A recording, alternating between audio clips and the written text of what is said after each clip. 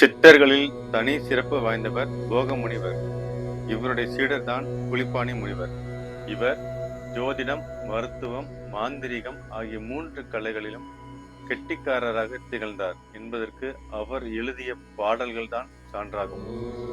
புலிப்பாணி முனிவரின் ஜாதக ரகசியங்கள் இதுவரை முழுமையான நூலாக வெளியிடப்பட்டதில்லை. எனினும் அவைகளை திரட்டி கிட்டத்தட்ட அந்த பாடல்களுக்கான பொருள் வழங்க முயற்சிக்கின்றோம். பொதுவாக புலிப்பாணி முனிவரின் கருத்துக்கள் அகத்திய முனிவரின் கருத்துக்களுடன் பெரும்பாலும் ஒத்து வருகிறது எனலாம். அதேபோல் மற்ற ரிஷிகளின் கருத்துக்கள் கிட்டத்தட்ட புலிப்பாணி முனிவரின் கருத்துக்களுடன் ஒத்து வருவதாக உள்ளது.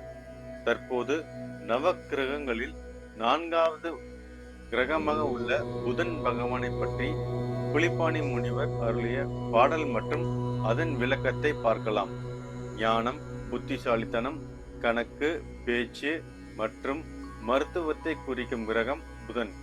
ஜாதகத்தில் மற்ற எந்த கிரகம் சரியில்லாமல் இருந்தாலும் அதை சரி செய்யும் வல்லமை பெற்ற புதன் பகவானை பற்றி புலிப்பாணி முனிவர் எழுதிய பாடல் வரிகள் என்னவென்றால்: தானென்ற புதனுக்கு மிதுனம் ஆட்சி, தன்மையுள்ள கன்னி அதுவும் ஆட்சி உச்சம், மானென்ற மீனம் அதுவும் நீசமாகும், மனிதரெல்லாம் கடகம் அது பகையாம் என்று, வானென்ற மற்றேழு ராசிதானும் வகையான நட்பென்று வாழ்த்தினோம் யாம், நானென்ற போகருட கடாட்சத்தாலே நவக்கிரக நிலை அறிவாய் நன்மைதானே என்ற பாடல் வழியாக புதன் பகவானுக்கு ஆட்சி வீடு மிதுனம் என்றும், கன்னிராசி ஆட்சி மற்றும் உச்ச வீடு, மீனராசி நீச்ச வீடு மற்றும் கடகம், சிம்மம் பகை வீடுகள், மற்ற 7 ராசிகளான மேஷம், ரிஷபம், துலாம், விருச்சகம், தனுசு, மகரம், கும்பம் ஆகிய ராசிகள் நட்பு வீடுகள் என